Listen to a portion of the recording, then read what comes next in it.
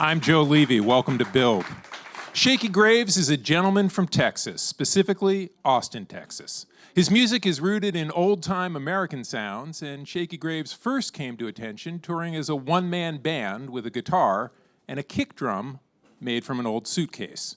But over the last 6 or 7 years, both his sound and his audience have grown immensely, and his new album, Can't Wake Up, recalls everything from 60s psychedelia to 90s indie rock to the theme music of old Disney cartoons. Ladies and gentlemen, Shakey Graves. Thank you. Oh, we have so much to talk about. So, Can't Wake Up is something of a departure for you. I mean, you have been touring with a band, recording with a band before, but this is a fuller sound and goes in many different directions. Sure. And it's interesting. Some of it goes into a psychedelic direction. Definitely. Some of it into a rock band direction. Tell me the idea of sleep and dreams on this record, which recurs throughout a number of songs. Yeah. Was that something that you had as a unifying factor going in, or was it as you began to put these songs together, it coalesced? It was definitely more of the latter. And it was really wild to sort of sit back and realize that I kept being drawn to that when I would just sort of let myself write stuff, or some of the initial, even just feeling that I got from the music, because a lot of the music was written before the lyrics were, and that's kind of the first time I've done that, because not the first time, but you know, when people are like, "What's your songwriting process?" I'm like, "What are you going to eat today?" You know, it depends on situation and. There's not like a perfect songwriting tool that works for me. The one through line is sort of a void. You know, like if there's an emptiness, I feel compelled to fill it with something, you know, be it drawings or building a diorama in my house or whatever. But that's usually where, if I'm not trying to write to some sort of constraint, things come out. And more often than not, that's music and not words. And then sort of, you know, one joy of recording music and having the, you know, technical capabilities of modern times is that I can continuously kind of karaoke over a song and be like, this is not what this song is about, you know, and changing simple words or the phrasing, even you can, the exact same words, you can suddenly phrase something differently and your ear hears it differently. Well, you have a background in acting. We many of us saw you on Friday Night Lights, and of course that's like a 3 episodes. Yeah. Well, yeah. we watched it. I did. Do you get residuals?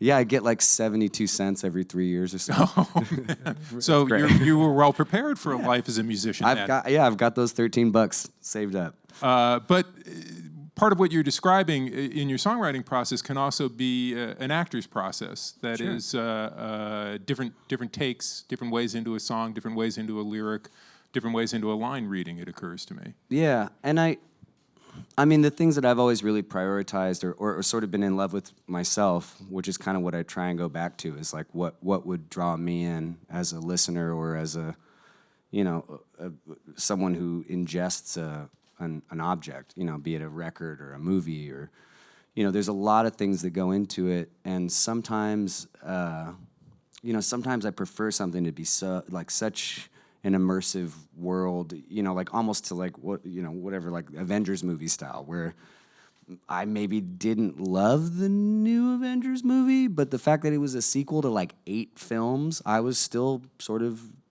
shocked by, and that wasn't lost on me, and that was kind of a caveat I gave to it. But that doesn't mean that that's this movie that I would tell my grandchildren, like, oh, you got to check out.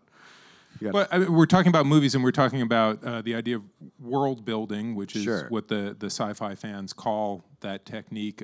This is a world you built in your living room. The album cover, is that correct? Yeah, and I mean, you know, I didn't mean to just talk about movies, but for instance, I love when albums. You know, the artwork ideally changes the way. I feel like album artwork has always kind of changed the way that I listen to a record anyway, because I used to go just in Amoeba Music in LA and just rifle through the dollar bins and spend $10 on 10 records I didn't know. And it was just solely based on the cover because they don't have listening stations there. And so I'd be like, album name, band title, what's on the outside and just be like, there's probably something cool in there.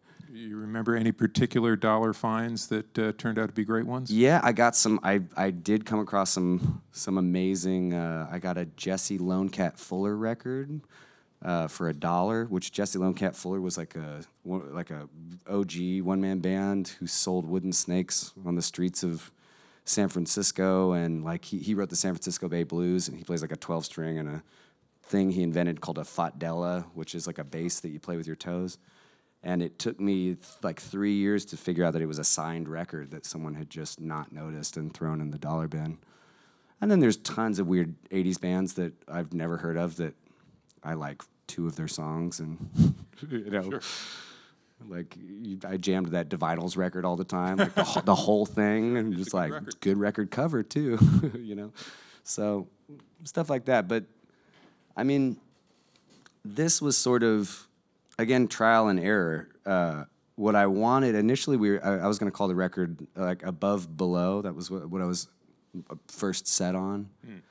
And it was sort of the idea of going into something that sounded more full. I wanted to not just kind of be like, this is what's up, but to address it actually in the songwriting and in the way that the sonic scape of the album actually flowed.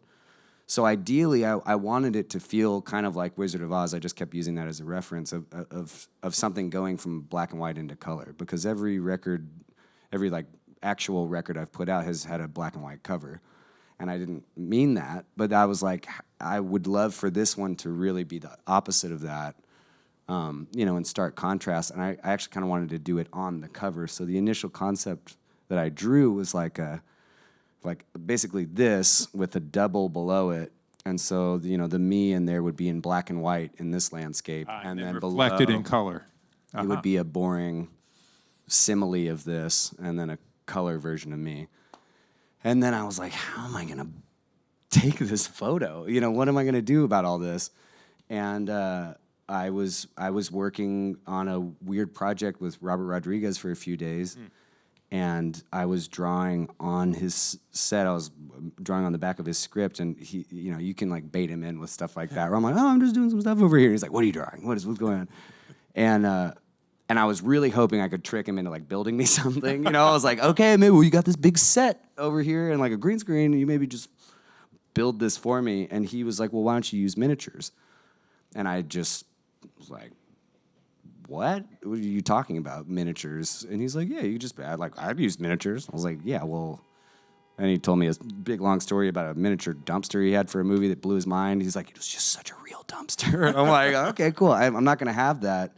But I grew up a really big animation fan, and not just strictly Disney. Like I'm a huge Don Bluth fan, and I love panel animation, and I was always... And the very first thing this reminded me of was Toontown in Who Killed Roger Rabbit. Who Framed Roger? Who Framed Roger Rabbit? Pardon me. He is dead, but so there is a death. But yeah, yes. I mean, talk about a movie that always shocks my brain. And then you learn about how they made it, and they're like, it was the hardest. Everyone's like, oh, I'm so happy it's like watchable, because while we were doing this, we were just all like, have you seen Cool World with Brad Pitt? I have. That one didn't. That did not pan out so well. well. That's a lot of trouble. Yeah. But yeah, that's the panel animation thing is like, Walt Disney had built this crazy like 7-layer burrito camera shooter depth of field machine that cost so much money at the time, and was seemingly unnecessary for what it could do. But it it's how like in Bambi they can zoom in through the woods, is that they just distance the panels out and then actually push a camera towards it and then slide the panels around.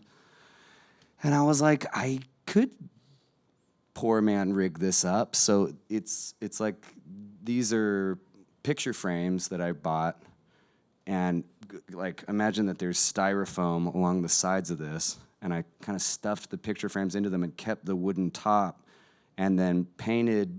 So like this is one plexiglass frame, like all this is clay, and then this next part is the next plexiglass frame. And then towards the back it starts to actually get into like, that's a little train house that I found at a train store. And then I practically lit it with all these, each thing was like I found something, was like, oh, they make train lights for... Amazing. Were you tempted to bring it on tour, the diorama? Yeah, I can't even. It's still sitting in my house, just kind of warping. It's like slowly, like a cake that's been outside for a really long time. Well, I'm like, that'll do well for a remix EP of some sort. yeah, it'll just be like, oh look, it's like this, but just like. So you mentioned the Wizard of Oz, which is explicitly referenced in the final track of the record, Yep. Tin Man, which is tell me, what is that song? I mean, I guess the main thing is that the protagonist, you know, like you mentioned, a protagonist in a song, right? And yes. I'm not sure everybody always thinks about stuff like that.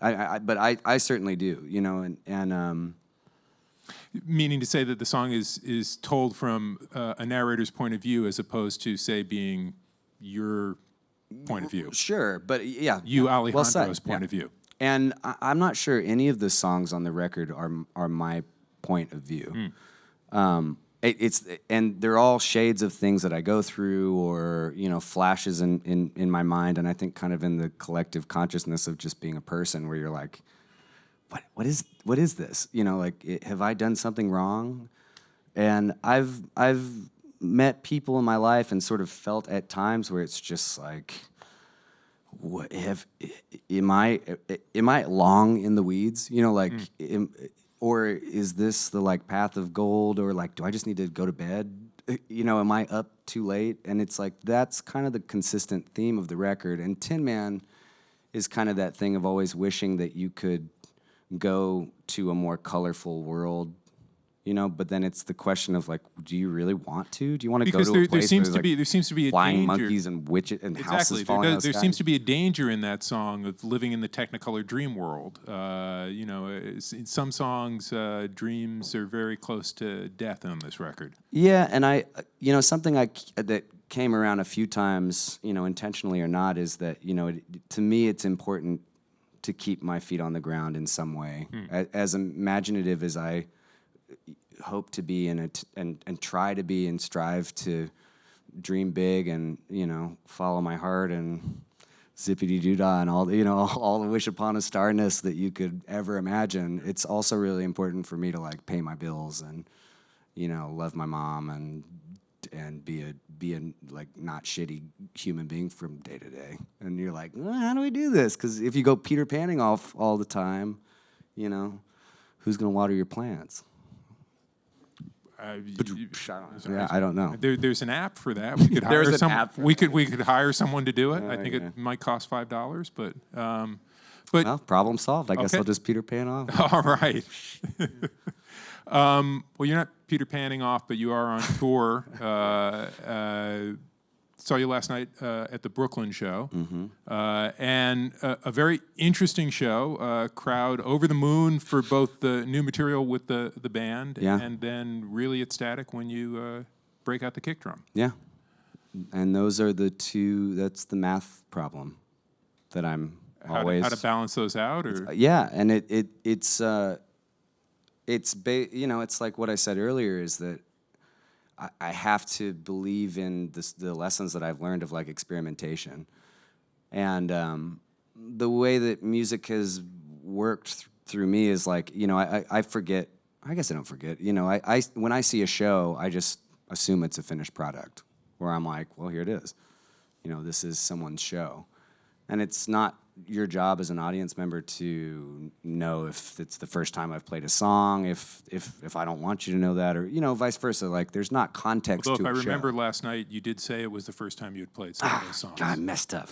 You know, but that's the thing, is like, one night I'll say it. Some nights, is it important? You know, I'll watch somebody else's show and they'll be like, yo, man, this is all new material. I'm like, you stupid fool. And then the next night I'm like, oh, I'm sorry, it's all new material. You know, and I try and be honest with the performance and really figure out what it needs. And we're only like 8 days in. But, you know, you saw there's like weird set pieces that again, just like this, about a week out, you know, I started reading David Byrne's How Music Works. And it's like, reads David Byrne's book one time, is like, change everything, you know, like throw it all, like, oh, who am I? What am I doing? Like, you know. So what did you change? Because I believe I was told you built the set at home, just like you built this at home. Well, yeah, not just me. My father helped, and crew and everybody involved had to like put this stuff together. You know, my tour manager was piecing together clouds because I was like, maybe you build these clouds. And he's like, you want me to spray adhesive clouds? I'm like, yeah, we can do that, you know. And it's this kind of basically what I was just, you know, reading How Music Works, this David Byrne book that came out, I think in 2011, and I finally got around to it.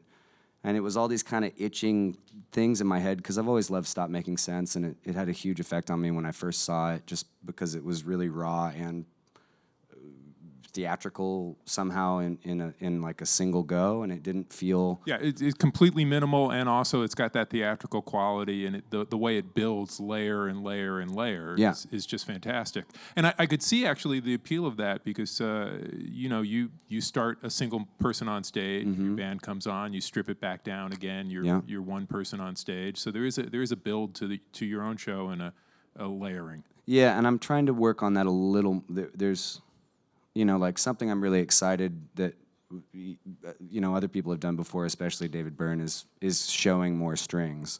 So instead of, you know, just like something like this, I feel like this is more interesting if you know that like context is helpful.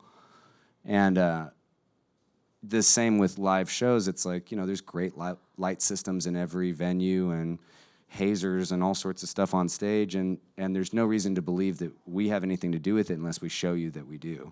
So, you know, hand manipulating lights and trying to balance that between it being distracting and actually enticing you into the music more is something that, like, throughout this tour, I'm thrilled to figure out. Letting you, just bring it back to Wizard of Oz, see the man behind the curtain. We've got time for some questions from the audience. Hi. We're going to take our first question from an online viewer. Johnny T would like to know, who would you love to collaborate with on a future album? Good question. I'm going to just cheapskate double down and say David Byrne, because I am just riding his back around, just like, yeah, tell me all your secrets. So, yeah, holler David Byrne. We've got time for one more. Hi. Oh, hi. I was wondering if you had a preferred way of listening to music. Is it streaming, CDs, vinyls? Ooh, good question. I would say, unfortunately, I stream most of the music that I listen to. And I don't mean unfortunately. I just know that, like, for me, streaming is, you know, it's like, it's just so right now, and it makes me forget that I buy records sometimes. Where I'm like, man, what was the last record I bought? But, you know, I buy vinyl. And Wait, what was the last record you bought? Do you remember? Oh, what was on the spot. Oh, man. What was the last record I bought? Oh, God. I don't know. Okay. But streaming, when you're on tour, obviously, is going to be way more useful and convenient. Yeah, it's tough to carry. It's silly to carry a record player around on tour. But at my house, you know, it's like, my record collection isn't massive or anything, but it's nice to delve into it. And I love the process of putting stuff on. So actually DJing and listening to records as they are, or side A of one and side B of another, and, you know, all of that is my preferred way. Well, there we go. Shakey Graves, Alejandro. Thank you so much for being with us. Thank you so much.